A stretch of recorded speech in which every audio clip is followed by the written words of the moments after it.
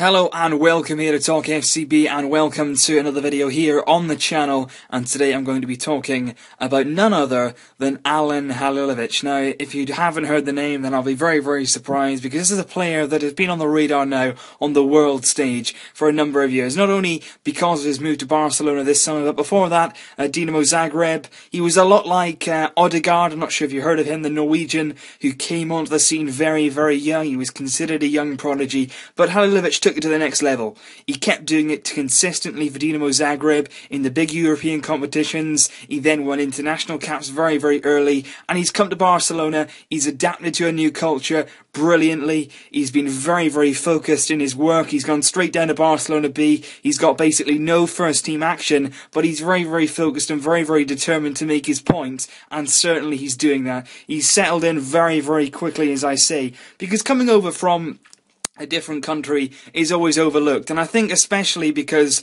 when players come over to Spain, and particularly when they go to the Premier League, there's always that sort of thing of, oh, you know, we'll let them settle in. They need time to adapt to a different culture. They need time to do this, time to do that. And it's even worse for a younger player, somebody who maybe hasn't got the experience of a top-level professional, somebody who probably hasn't moved in their career yet. Alen Halilović probably hadn't left Croatia for a number of years, you know, to go to a solid country for a sustained period of time. He moved to Spain, he came over, he settled down very quickly, he was very patient. He said, you know, he wasn't concerned about the first team. All he wanted to do was play well for the B side, show his qualities, and eventually he knows that if he keeps producing and keeps doing it consistently at the lower level, he will get that move to the top team, and it will come eventually. There's absolutely no doubt about that. But I've got a lot of questions. When is the time going to come where we're going to be seeing Halilović in the first team? Now, that's the question, because he's still very young.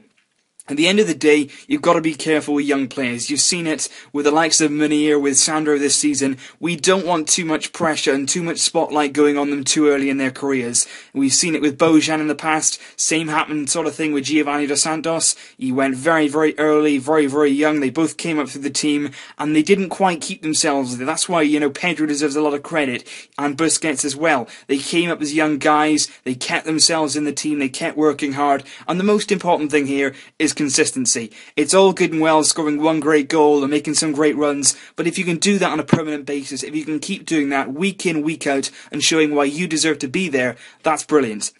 And that's what I see from Halilović every single game. It doesn't matter if he doesn't score. He may not have the incredible scoring stats. He may not have incredible assisting stats. But every single game you watch him, you think, wow, you know, he's done something special there. He can do things with the ball which I haven't seen for a long time. And now, can you think of anyone else who doesn't have the greatest stats? Who doesn't have brilliant goal stats, doesn't have brilliant assisting stats? And he also won the World Cup for his country. There's a little clue there. Now, I'm not saying that Halilović is going to be like him. I'm not saying that Halilović is going to be like anyone in the team, because there's been a lot of comparisons, because he's left-footed, because he's quite small, because he can dribble like there's no tomorrow. Lionel Messi, of course. Now, of course there's going to be comparisons there. I've just compared him myself to Iniesta. I don't want to do that. You know, I don't want him to be compared to other players. I've said this before. If a young player is going to erupt onto the scene, which I am sure Halilović will do eventually, he should make his name as Alen Halilović. And it's simple as that, really, because he's got the quality to do it. He has that quality, and he's unique. He's that sort of player where you don't really see that often. You don't see a player who can drop his shoulder and dummy two defenders, and he's gone. And once he's gone, he hasn't got incredible pace. He's not got anything like that. He's not really strong on the ball, but it's his movement and his brain, and, you know, the ball control he's got is incredible. And like I said, I don't want to put too much pressure on him too early on, but the signs are good. He's got everything you need there to be successful. It seems like he's switched on. He's a very mature kid, you know, for a young age. He's very good like that. He's very determined, and he's got a good heart. You know, he's come to Barcelona. He wants to achieve his dream. He wants to make the first team, and that's exactly what he's going to set out to do. And he's got an absolutely brilliant goal on the weekend.